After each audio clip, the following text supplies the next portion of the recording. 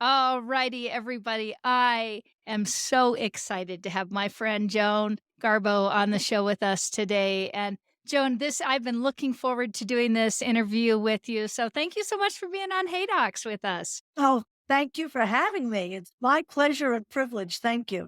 In the event that maybe I've got one of our younger docs on that just may not know your name or may not know the legacy that you have left in our industry, would you mind giving us just a little synopsis of who you are and what you have done and continue to do within our orthodontic space? Thank you. I did not start in orthodontics. My first career was as an audiologist and a speech pathologist, and I worked in hospitals in New York. The last one was St. Vincent's Hospital in New York City. And so I've had a lot of personal experience with patients and interacting with other professionals, part of the team approach to diagnostics and things. And after about 10 years, I noticed that people who hear don't necessarily communicate. And so I started taking courses in what was then considered new technologies.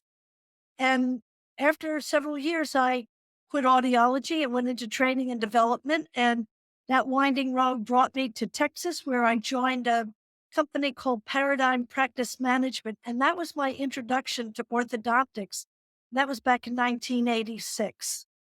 And as a result of that, 4 years later, I went out on my own, and we had worked with some of the top doctors in the industry at that time. And they were the ones who actually supported me in establishing myself as an independent business and contractor.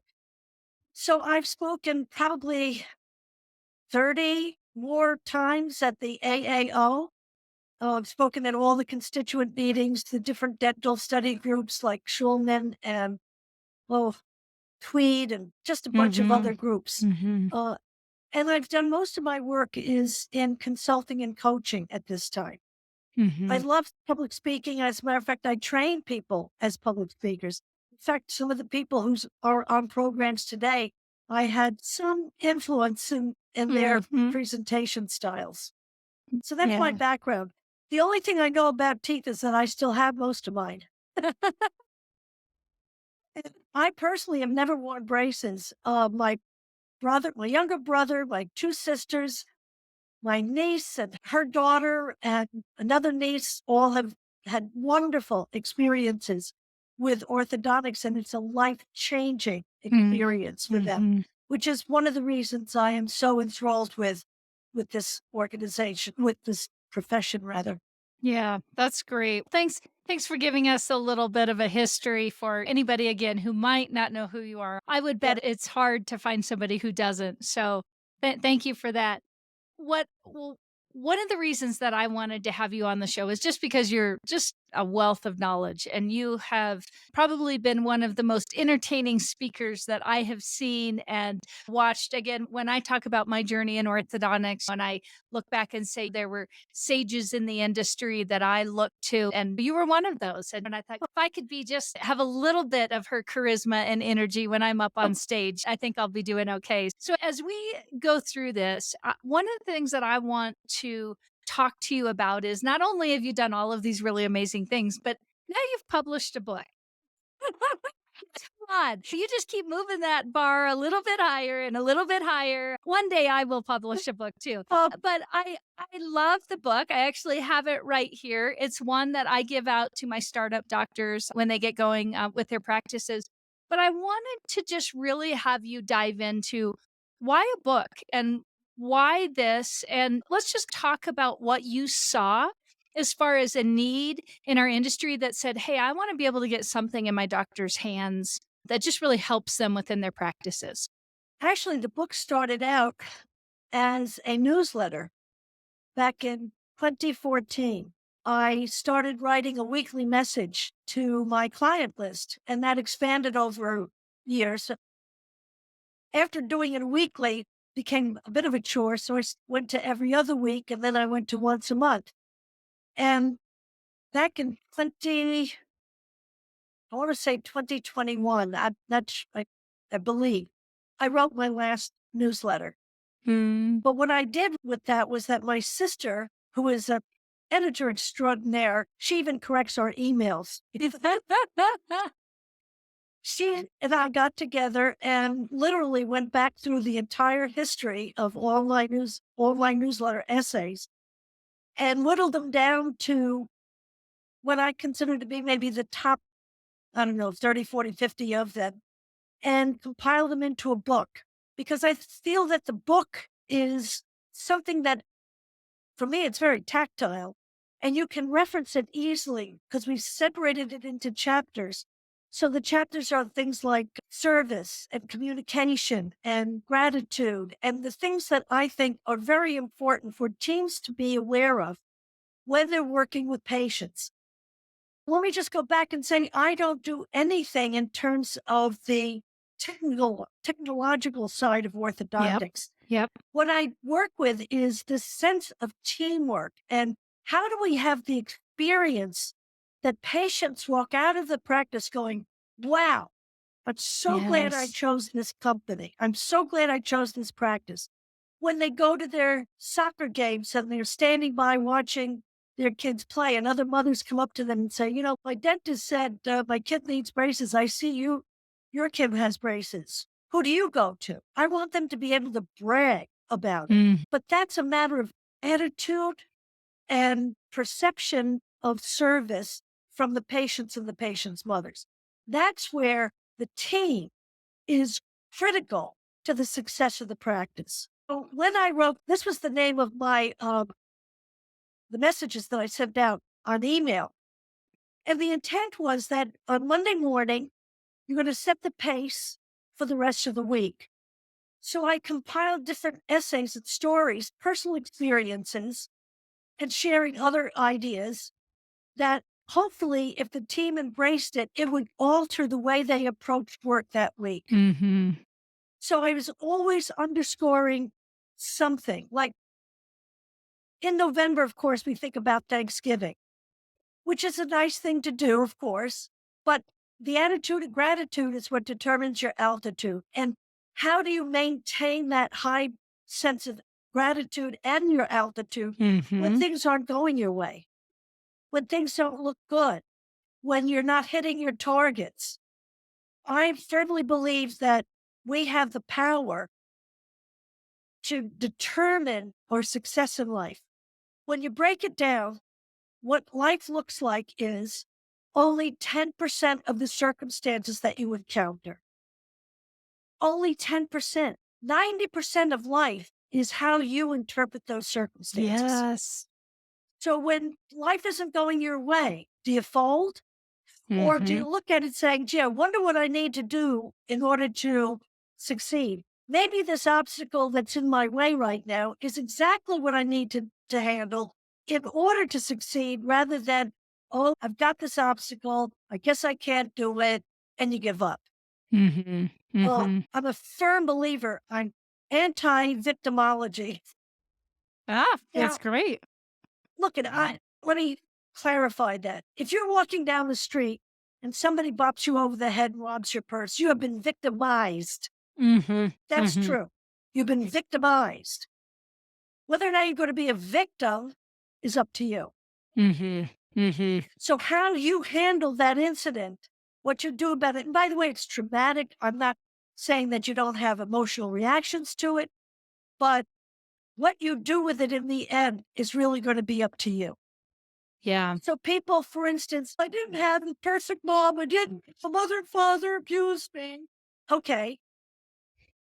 That to me is not an excuse why you're going to fail in life. And it's not an excuse why, for you to abuse your kids. For me, it's if it didn't work for you, why are you passing it on? Maybe that was Yeah. your mission. That's your mission. It Yes. stops here. As I say, it's all about interpretation. The book has a lot of different ways to look at things. Goal Mhm. setting. How do you hit your goals? How do you market yourself? Mhm. Mhm. That's I, great. And as you were going through this and if I and I as I have read through it, one of the things I was thinking about is I really want Joan to for the show here, really talk about give some of this sage advice on if you're a younger doc that's listening and you are getting going in your practice, what are because I think even the idea of do I really need to have a meeting? Do I really need to meet with my team? And it can look, I do, I'm going to say it like sometimes when I've got a doc and it's me and one employee and we talk all the time, it may be a little bit different than when you're 2 years in or 3 years in and your business is starting to build and your team is starting to build. So I'm wondering if you can maybe just give some advice for practices when they are moving into really developing and thinking about what this means to have these meetings. And I always, for me personally, I'm not a big, I don't like some of it is strategy, right? You got to get through your day. But Right. there's a bigger component that I think you're talking about in this book. And it's how do we do life within the practice and how do we manage what's coming at us that may not be a scheduling problem or may not be is the retainer here or not, or may not be did we check the insurance. So do you mind Right. expanding on that a little bit for us and giving us some insight there? Sure. I think it's critical that teams meet on a regular basis. And that Mhm. when I say a regular basis, I mean that the doctor makes sure that when a meeting is scheduled, you give that meeting the same commitment that you would a Mhm. patient. You don't just cancel patients. You don't make having the meeting an option. They are critical. And there are several different kinds of meetings. One is the morning huddle. That's a very brief stand up, energize, get focused for the day type of meeting. It shouldn't be more than maybe 10 minutes. There should be a weekly meeting, and then there should be a team meeting at least quarterly, where it's a Mhm. training meeting. Your Mhm. weekly meeting is to capture how did we do this week? Every morning, this is my recommendation for a morning huddle. I know people have other ways of doing it. This is mine. What worked? What didn't work yesterday? And you're not there to solve the problem. You're there to identify it. What didn't work Mhm. yesterday? We ran late. Thank you. What else didn't work? We took patients who weren't scheduled and expanded their treatment. Thank you. What else didn't work? Next thing, what worked? Handling the difficult patient and she walked out happy. Thank you. Recognizing a birthday yesterday. Thank you. So it's Yes. bullet Yep. points. So the second thing what you're leaving them with is what did work. And the Mhm. idea is let's capitalize on that. Then what you're going to do is go through the schedule. New patients coming in, new patient exams, uh, any emergencies, any birthdays that we should be acknowledging of the patients, the things that you normally handle in a morning huddle. And then the last piece, and this is where it's important, it's the attitude, some piece of inspiration, a cheer, make up a cheer. As a matter of fact, I had one group, this was several years ago. They would, at the end of their meeting, they would all get together. They would, this is going to sound weird, but they did it. Yes, yes, yes. And it got crescendo. Yes, yes, yes. And they Mm. ran out to the laboratory. After, I don't know, a couple of weeks, they got tired of doing it. They stopped doing it. The patients complained. Yes, the ones who came in the morning said, you seem to be a lot happier when you used to do that cheer. The ones who had heard the cheer. Yep. Now, Yep. look, I'm not telling you to do that cheer. I'm saying do whatever works. It could just be a simple, oh, today, yay. It Mhm. could be reading an inspirational story. It could be an inspirational quote. It could be somebody sharing something that happened with a patient yesterday that just blew you away. Somebody Mhm. really gave the practice a beautiful review on Yelp. Let's keep that going today. So Yeah. that's the morning huddle. The end of the week, it's now we're looking at how can we resolve some of these issues? What needs our attention right now? And Mhm. that's at the monthly meeting, you should have another set agenda. Yep. Every meeting needs to have an agenda. The key here is the more you communicate with your team, the more you're going to ensure that they're on the same page, the more they're going to be empowered to handle individual problems as they arise. Mhm. Because these meetings Mhm. should also be reinforcing what your values are, what your core Yes. commitments are. Mhm. I cannot agree with you more. It's something I talk to my doctors about all the time. I know we continue to hear it from the stage at the conferences. He, I think now more than ever, we have to be focusing on patient experience. And then that directly drills back to what are your core values? What are you looking to do as a doctor and as a team? The team is following your lead docs on where you're leading the practice. So what is that culture going to be like on the team side? And then in turn, what will the experience be like on the patient side when they're coming Yes. in? Yeah, that's great.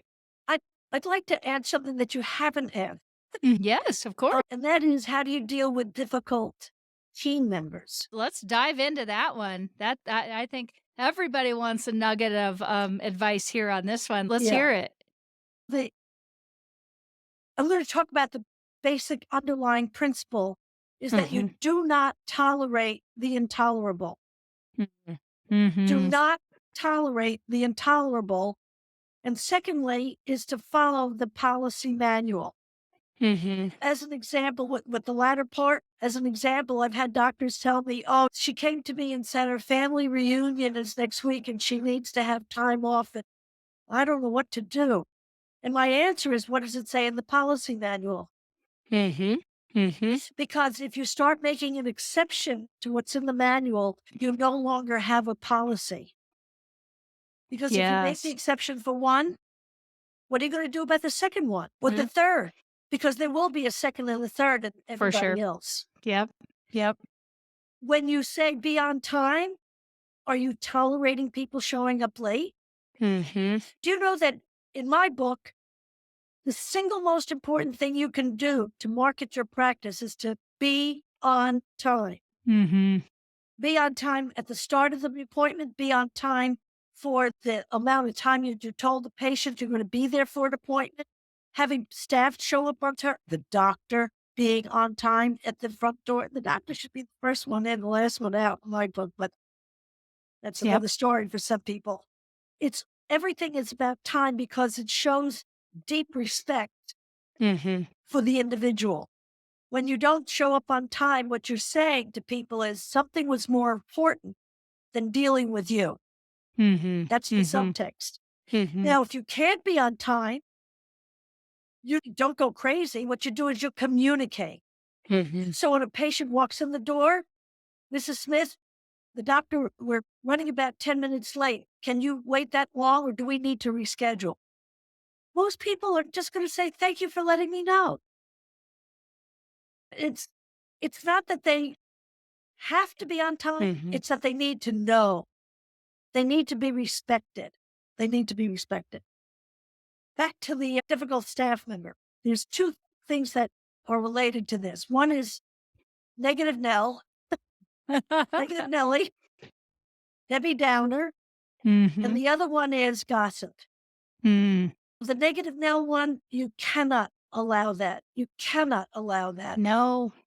You need to take that lady aside and say, if you're not able to really put on a smile here and be able to serve other people, if you're so focused on yourself today that you can't see that you're in a position to serve someone else and take care of them, then maybe you should go home and take Mm. care of that problem. Without pay, by the way. Yep. Yep. And if they go home more than twice, the third time they go home with their paycheck, their severance pay. Yeah. I, Yep. I'm Yep. sorry. No, More I you tolerate, the more you tolerate what is Mhm. intolerable, the more permission you give for it to exist. Yes. Yep. And besides that, why should everybody else, why should they be Mhm. moaning and groaning about their issues and their problems? Yeah, you This is, definitely you set know, the tone for what you'll accept. Yep. I had to ask one doctor, are you an orthodontist or a psychologist? Mm. Stay in your lane, guys. Yep. Stay in your Yep. lane. Yep. Gossip. I'm going to define that as a complaint that you take to somebody that can't do anything about it. Mm. So if I have a problem with Mary, but I come to you, what can Mm. you do about it? you're going to Right. do is agree with me, or next thing you're going to do is tell somebody else. Next thing you know, Mary is miserable and she doesn't even know why. She Mm. walks into the staff lounge and everyone stops talking and she doesn't know why. Mhm. And all I was able to do is be right about how bad Mary is. Didn't Mm. solve the problem. Mhm. Mhm. People don't go directly to it because they hate confrontation. Mhm. So do I. I mean, I don't wake up in the morning and go, gee, I wonder who I can confront today. So here's the key. You don't confront people with issues. You confront issues with people. So if That's I a have a good one. problem with Mary, I go to Mary and I say, Mary, I'd like to talk to you about this problem we had yesterday with the patient who came in at 3 o'clock. Do you remember that patient? She'll say, yes. Say, I noticed that when X happened, this is what you did. Can you explain that to me? And can we figure out a different way to do that? Or you can say, when I came in the morning and I said to you, good morning, everyone, and you didn't even look at me, I felt ignored. I felt ignored. I don't say you ignored me Yes. because as soon as Good I key say that, point. she's on the defensive. Mhm. And Mhm. all you're doing is you're trusting that if she knew how it was for you, she would want to be in relationship. She would want to correct that with you. Mhm. Mhm. So gossip and the attitude, I think, are critical to the success of a practice. And this reverts back to what you said about the new doctors. And frankly, it's not even just the new doctors today, because what I hear is it's so hard to find good help. Yep. Yep. One guy said to me, but it's hard to find good help. And I said to him, she's not helping you. You haven't found help. You're Mhm. better off not having her than having a warm body who's doing Exactly. damage to you. I so agree with you on that one. Yep. Stick to your guns. Stick to your values. Stick to, if you, these are your core values, don't break them. It takes Mhm. courage. It takes tenacity. But in the end, it is so worth it. You will have loyal team members because they will think you're fair.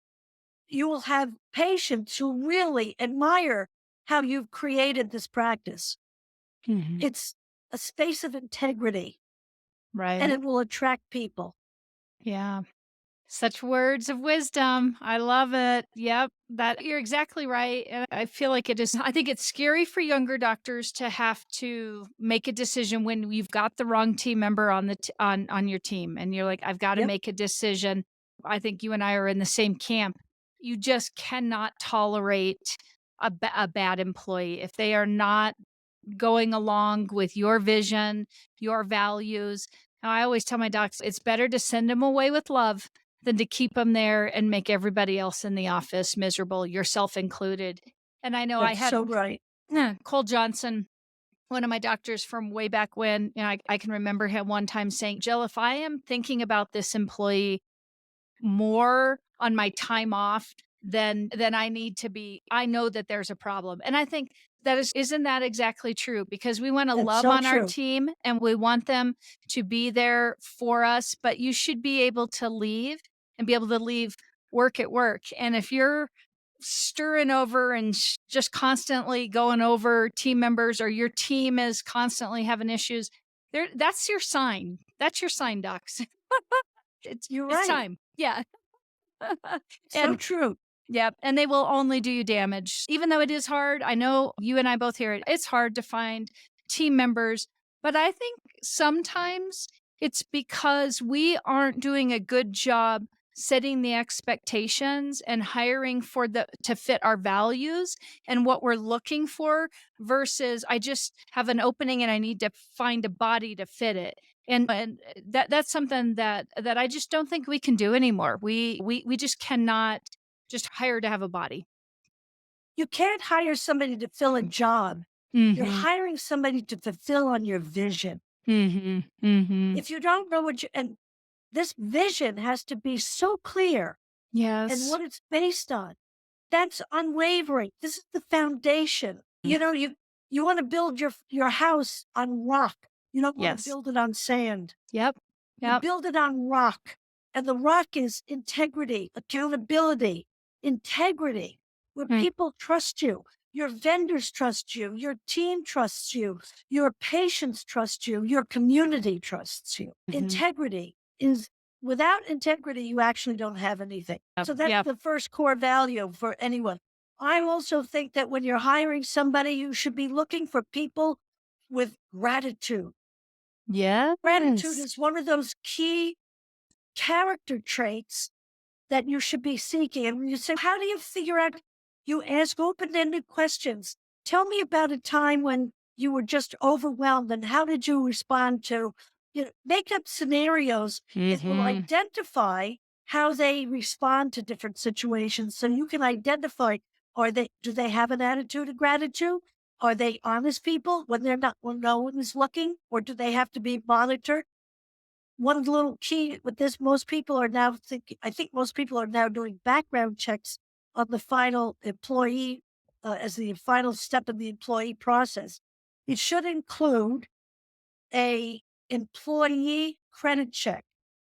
Mm, You don't care if people have debt. That's not the issue. Everybody in this country has debt. right. What you are looking at is how do they handle their responsibilities?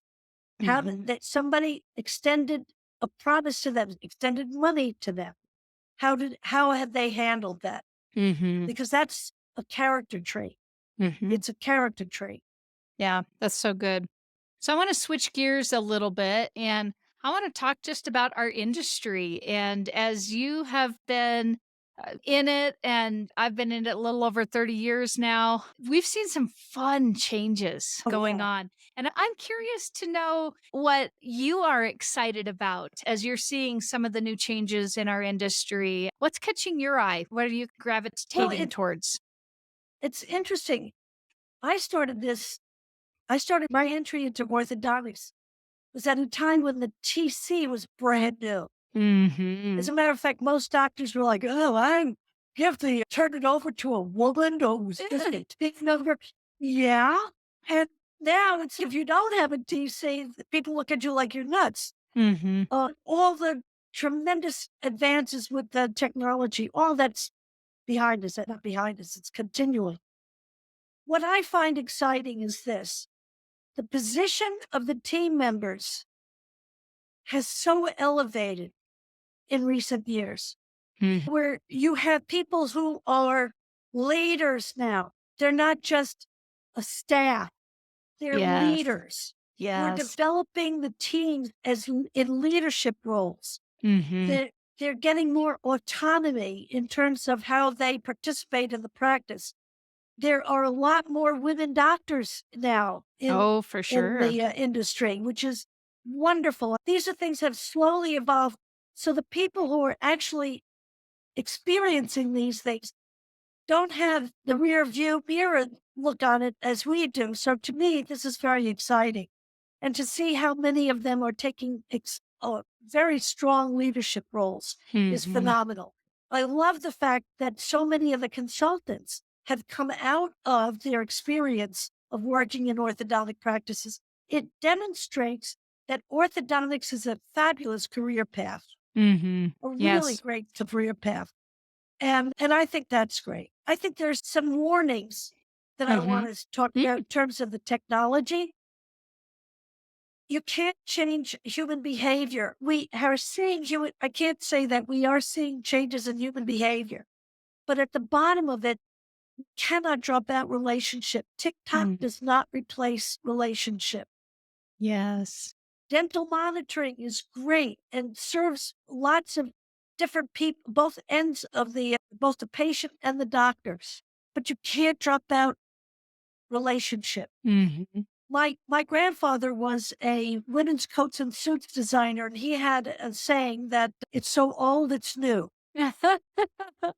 So bell bottom jean came back as wide leg, came back as bootleg. Yep. The same thing is true with other things such as handwritten notes to a Yes. patient, care calls. These things, not just a text, a handwritten note. And I'll tell you why. Ticks show up, hundreds of ticks. Something in a mailbox with a Mm. stamp? and the patient who's never even maybe never even gotten something in the mail, Mhm. Mhm. Mhm. extraordinary. Yep. Shows up as a distinction. Yes. Cannot drop out relationship. Mhm. Yep. That is great advice, and again, I'm gonna agree with you. That is the key, is finding that balance, and every doctor and every practice is gonna curate that a little bit differently and what Right. they are going to do. It can't be one size fits all, but I completely agree with you. It's just taking those little personal touches and putting it, and it could be something that was done in the past that's now a new spin on it, whatever that is, but that is it. It is creating those relationships with the patients that have made it into your Yes. practice, and the consumers that are not patients yet with your practice. So it's Yes. trying to really understand that kind of that journey there and what you can do to influence it for sure. So as we wrap up, and gosh, I know that you and I could just talk and talk and Yeah. talk. I would love to pick your brain, have you tell us maybe 3 things or so advice that you have for doctors that may be starting up their practice, or maybe have maybe even just hit a point in their career where maybe they're just not feeling the spark anymore. They're feeling a little a little stagnant. Some advice you might have for them on what they can do. Either group. Okay. If a doctor is suffering from burnout, as they used to call it, I'd have him I have that doctor take a look and see what are the expectations she or he has that are not being fulfilled. Mm, Expectations, the definition in my world, a definite definition of an expectation is an upset waiting to happen. And unspoken expectations or expectations that are in the background will create continued upsets until we identify what it is that we have an expectation for mm, that is not being fulfilled. And it's not some deep psychological thing either. It could be something like, after 10 years, do I still have to fill in the blank? After so long, do I have to train another one? mhm, This expectation that this should not be right now, mhm, or that after 15 years, I should be blah, blah, blah. Whatever that is, if you can identify it, you can start to look at it in a more rational way to find out, number one, is that a realistic expectation? Because a lot mhm, of times it's a fantasy. Number two, if it is a rational or realized, a reality based expectation, what is it that you're not doing that would that you should be doing? Or what should you not be doing that you are doing? Because a mhm. lot of it is just a change. Yes. Some of it is just a matter of, you know what? We used to, I just spoke to, this is funny. I just spoke to somebody this morning. He's taking his team out to go bowling after their team meeting. And he says, we haven't done that in 10 years. Huh? It was putting fun back in. Mhm, They got mhm, so caught up. And by the way, the COVID thing and the recovery from the COVID thing made us forget that there were things we used to do that were just fun. yes. What are we doing to? Here's another thing. We want to delegate leadership. You can't Mhm, just give it away. You have to develop to yes. delegate. Yes. So in your morning huddle, I would rotate every single person on the team leads the morning huddle for a week. Then they rotate it to the next person. Now, you don't change the format. You don't change the issues that are, but what the leader has to do is they get to decide what's the inspiration. How do I pep them up? And what happens is you take the burden off the doctor or the office manager, who's the one who's always doing it. You start and spot, people start listening differently. You inject some new face Yes. into it. For the new docs, stay true. Stay true to the course. I have a picture in my vision board upstairs, and it's a guy in a tunnel with a pickaxe, and he's picking at it. He's 1 foot away from on the other side of this wall is a huge mound of gold. He's picking, he gets tired, he turns around and walks away.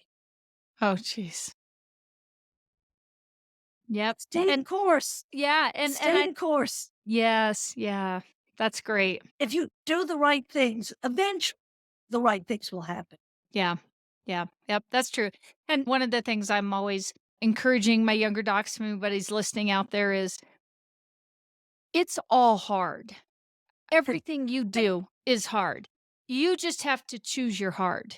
And Exactly. And so if you choose to do a startup, it's hard. It's going to be hard for your first 1 year, your 3 years in, your 5 years in, your eight, your 10. It's just different things that are hard, right? If you choose Right. to purchase a practice and do an acquisition, it's hard. It's hard. Yes. And it's just a different hard. And like you're saying, if you've chosen to do this, don't crumble under the weight of the hardness. It's just continue to push forward, as Joan is saying, and continue to know that you will break through. And if you can, I think just individually, sometimes it's just sitting under the weight of where we're at and saying, okay, I think we just naturally, as we evolve as business owners, we think we tend to all have Superman or Superwoman syndrome. We think we have to do it all. And then you Right. realize that I've got this great group of people around me. And if I can do a good job delegating, if I can build them up as intrapreneurs within my business, some of that weight gets lifted off of me. Not that I still don't have to be responsible for where I'm going and what we're doing, but they get to enjoy the process also of growing this business and taking on some of the leadership and taking on some of the weight of where we're going. And ultimately, I think everybody ends up being so much more fulfilled in the end because Oh, you're it so it, right. it wasn't a job for them. It became a career. And it wasn't just something that they were moving through the motions for 10 years or 2 years, as long as they were employed with Yes. you. One of the stepping off of what you just said, I think one of the more important books that anyone, any business owner should read is Drive by Dan Pink. The subtitle is what is it? The surprising truth about what truly motivates people. Hmm, that's a new one And for me. it's really amazing. He has years and years of research that demonstrate the idea of what they call the carrot and stick philosophy of motivation does not work. Mhm. If you do this, I'll pay you this. If you don't do this, here's the punishment. It works on a non-cerebral level for automated factory worker type thing.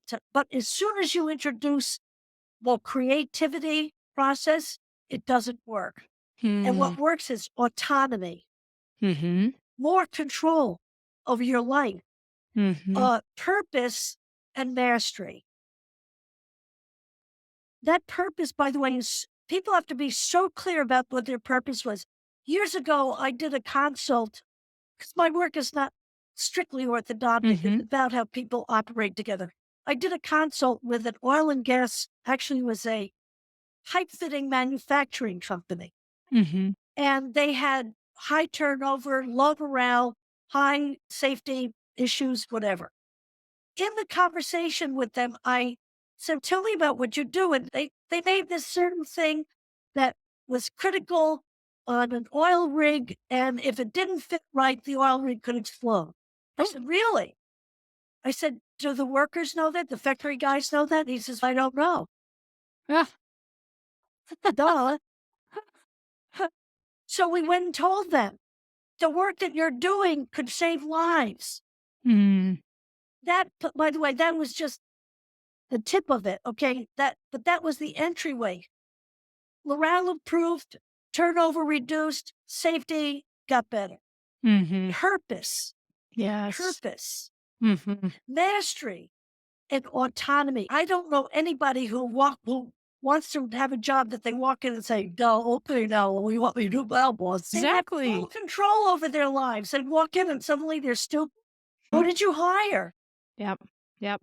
Ah, so good. Such good information and why I love talking with you and why I wanted you on the show today. Joan, Oh, thank you. this has been great. And again, I know we could just go on and on. As we finish up here, if somebody wants to get in touch with you, if they want to purchase the book, if they just want to pick your brain about communication and how they can do it better, what's the best way they can get a hold of you and they can reach out to you? First of all, my website, joangarbo.com. I make it hard for people to find me, right? That's I'm not sure if I can remember that one. joangarbo.com. And there's a link to my book.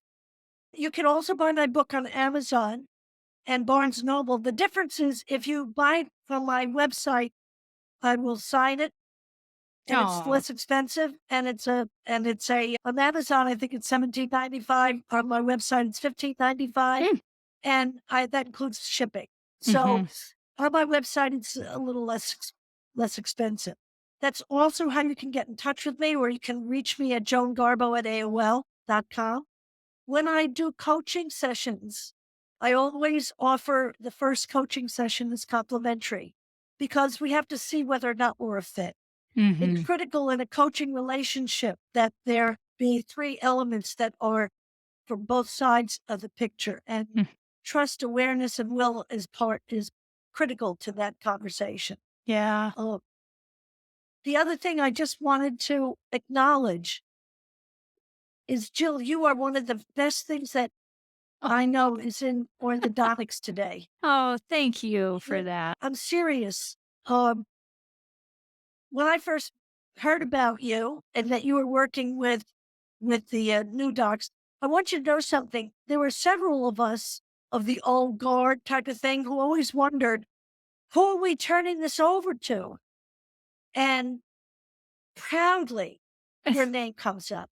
Oh, thank Proudly. you. Wow. That means more than I you know could the future of orthodontics is in great hands with you sharing your wisdom and how you empower people and how you are so inclusive and how you are looking to, even in the areas that you're not an expert in, you'll look to see how can I Mhm. make that available to people, to your Mhm. people. I am just graced by you, and Mm. I thank you very much for this. Oh gosh, you making me tear up here. Thank you. I appreciate that. More than thank you. Thank you. As we finish up and I get my composure back, I love to finish up with a little speed round. Are And you up for the challenge of the speed round? sure, sure, Okay. All right. Coffee or tea? coffee. Oh, that's my I girl. think I think tea is for people who feel sick. Agreed. I'm right there with you. Oh, I just insulted a bunch of Yeah, people, but nonetheless, yep, yep. Do you have a favorite book? I have books. Me Well, too. Drive is one of them. I'll tell you, Eckhart Tolle. I have authors who are my favorites. Eckhart Mm. Tolle is one of them. Be the Power of Now and the New Earth. I love mystery novels. Lincoln Mm. and Childs are two of my favorite Yes. authors. Yes, they're good. Oh my gosh. Oh, Kitchen Table Wisdom by Oh. Rachel Naomi Reman. Fabulous for really getting in touch with compassion and the human side of medicine and healthcare. Very important book. Yeah. All Yeah. right, wonderful. Any favorite outdoor activity you might have? I love gardening. I just started pickleball. Oh, me too, and I am loving it. I am loving myself a pickleball a game. I just started. But pickleball gardening, I trap shoot. Oh, I like that too. But, Yeah, yeah, we'll yeah. have to go to the range sometime. Okay. I have my 12 gauge all primed and ready to go at all times. Oh, that's great. And then if you could be remembered for one thing, what would it be? That it mattered, that I Oh, mattered in somebody's life, that because of me and the work that we did, their life was better. all right. And then the final one, if you could tell us the best piece of advice you've ever received, what would that be? Do I have time for a little tiny bit of backstory on it? Sure, sure. When I left audiology, I was at the top of my game. When I went into training and development, I was at the bottom of the rung. But every day I went into work with the expectation of performing at the top when I didn't know my butt from a hole in the ground, okay? And every day I was stressed out to the gills. One morning, the head of the company who hired me came and sat on the edge of my desk, on the corner of my desk, and she looked at me and she says, "Joan, what's your job?" And I looked down at my pad and I started reading off my to-do list. She says, "That's not your job." I broke out in a sweat. I said something else. She says, "That's not your job." Now I'm ready to go home to change my underwear. I thought, how stupid could I be that I can't tell this woman what my job is? She's going to fire me. And then she says, "What's your job title?" I said, "Sales manager trainee." She says, "That's your job. Your job is to be trained. And Mhm. when your training is done, I will tell you that it's done and I'll change your job title." A weight was lifted off me. Then she said to me, "Do you think I'm stupid?" I went, "Oh my God, no, I left my career, blah, blah, blah." She says, "Good, because I'm the one who hired you." And this is what she said to me. Never forgot it. As I say it, I can see it and her saying it. "I request that you live your life in my experience of you rather than you insisting on your own. Make me, Wow. I see greatness in you. Make me." And Wow. I did. Mhm. And Well, I never looked back. be Make amazing. the people who think the best of you, make them right. Right. Yeah. Richard Bach in the book Illusion said, "Argue for your limitations and you get to keep them." Mm. Yeah. Wow. Joan, this has been just super fabulous. Thank you so much for being on Hey Docs with Oh, me. thank you. This has been great, and I'm sure we will have another opportunity if you're willing to do this again sometime. Oh, that would be fabulous. Thank you. Yep, yep. All righty. Thank you. Until next time. Till next time. Thank you, Jill.